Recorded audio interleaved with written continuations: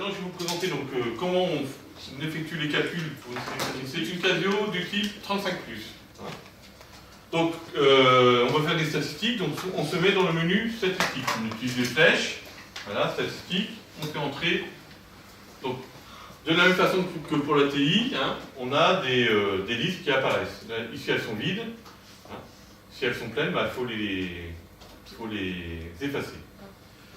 Alors, on va commencer par entrer la liste ici. Donc, c'est vous qui disiez. Je vous écoute. 1, 1, 3,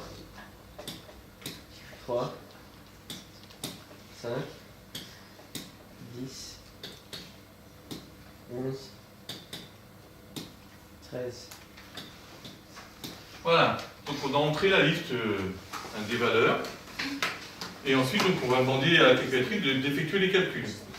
Donc, de manière générale, hein, toutes les calculatrices fonctionnent comme ça. Vous avez ici un menu, et en dessous les touches F1, F2, F3, F4, F5, F6.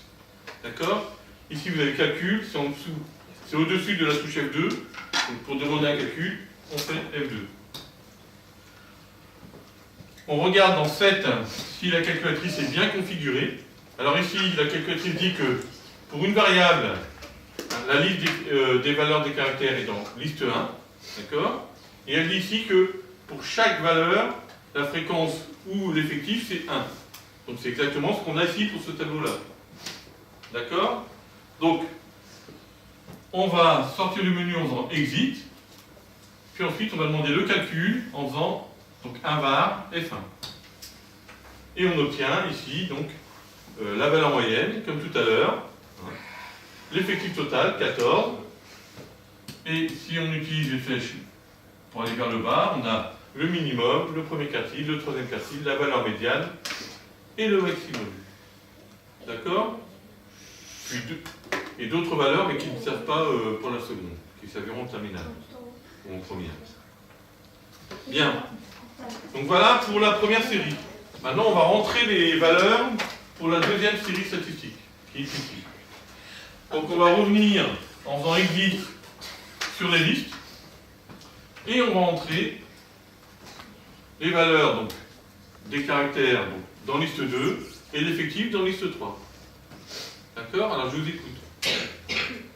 3, 10 et demi, 13, 15. Donc voilà pour la valeur des caractères. Et ensuite, Et 24,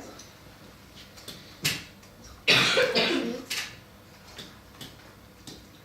non 38. Écrit 28. pardon? 38. C'est 38? Oui. Alors, on revient dessus, on tape 38, normalement ça fonctionne. Ensuite, 27 et 34. voilà, donc on a entré les deux listes. Hein. La valeur des caractères en liste 2, l'effectif en liste 3. Maintenant, on va demander le calcul hein, des valeurs de la série. Donc d'abord, on fait 7 hein, pour dire à la calculatrice quelle liste on considère. Donc, la valeur des caractères pour un var, bah, ici c'est liste 2. Donc ici, hein, ici j'ai liste 1, il faut que je change en liste 2. Donc j'appuie sur F1 pour liste. Et ensuite, la calculatrice me demande le numéro de la liste, je mets 2, entrée. Et j'ai bien la liste 2 pour la valeur des caractères. Ensuite, la valeur des fréquences, de la fréquence ou de l'effectif, hein, pour un var, ici c'est 1. Alors ici, je n'ai pas des 1 partout. D'accord? Je n'ai pas un effectif de 1 pour chaque valeur. Donc il va falloir que je change ça. Donc l'effectif est dans la liste 3. Donc ici, je vais aller dans liste, donc F2, et ensuite, je vais dire que l'effectif se situe dans la liste 3. Donc, on a obtenu ici, hein, donc, alors, on a ici donc liste 2 et liste 3. Donc la liste 2, il y a les valeurs des caractères, hein, et en liste 3, il y a les valeurs des effectifs. D'accord? Donc on va demander donc, un calcul. Et avant, on va vérifier que la calculatrice est bien configurée pour faire les calculs demandés. Donc ici, la valeur des caractères, c'est bien dans la liste 2. La valeur des effectifs, c'est bien dans la liste 3. On peut sortir du menu et demander donc à la calculatrice d'effectuer les calculs en faisant un var. Et on obtient donc, comme tout à l'heure, que la valeur moyenne est égale à 10,8. Ici, on a des valeurs qu'on n'utilise pas en seconde. L'effectif total, c'est bien 123. Et on a la valeur du minimum, du premier et du troisième quartile, de la valeur médiane et du maximum. C'est quoi la moyenne? Alors, la valeur moyenne, c'est x bar, par définition. C'est un x avec la barre au-dessus. Voilà. Donc j'espère que cette vidéo vous sera utile.